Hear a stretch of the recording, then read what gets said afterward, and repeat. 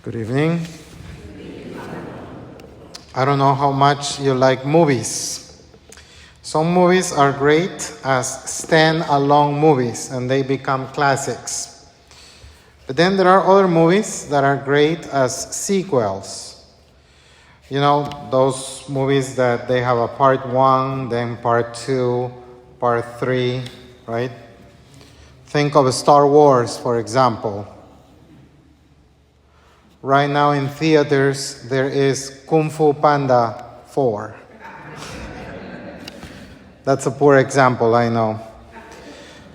Those who are watching The Chosen, they know how intriguing it is to watch episode after episode, and that you cannot watch one without thinking what's going to come in the next one, and how one story builds up upon the other.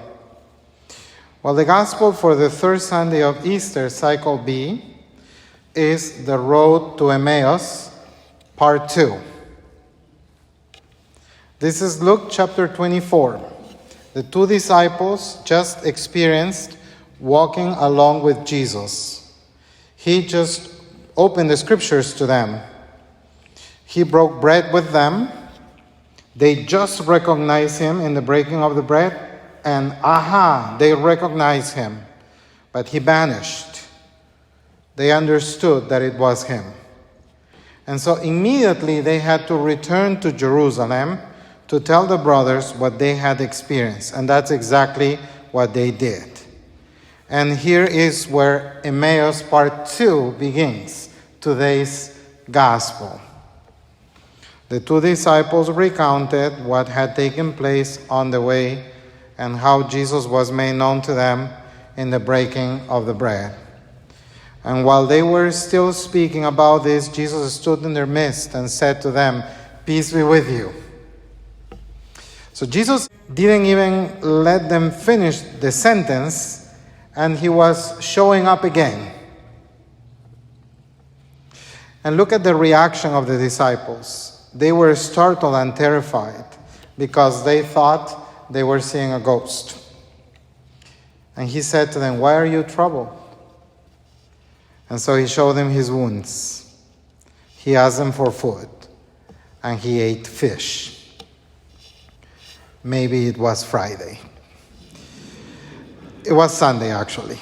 So then he opened their minds to understand the scriptures, and so that they would become witnesses of these things, instruments of preaching, repentance, and forgiveness of sins. And that's exactly what they did. So what do we learn of this Emmaus part 2?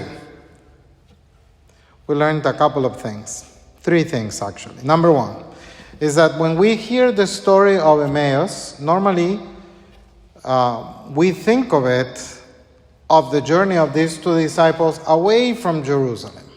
We think of part 1 only, when Jesus walks with them and plays the one that doesn't understand what's going on, and then he breaks the scriptures to them, and then he breaks bread and then disappears. Fair enough. We know that story, right? It's a beautiful image of Jesus being present in the Eucharist as they recognize him in the breaking of the bread. But we forget that there is part 2. So today we learn that there is this Emmaus part 2, related to that very same events that happened on the road to Emmaus. The second thing that we learned is that Jesus completes our sentences. This is something that we say normally of married couples, or that we say of best friends, right? The people that we know so well that we can complete each other's sentences, right? Because the two disciples are retelling what they had experienced with Jesus. They have not even finished the sentence, and boom, Jesus is appearing to complete their sentence. Peace be with you.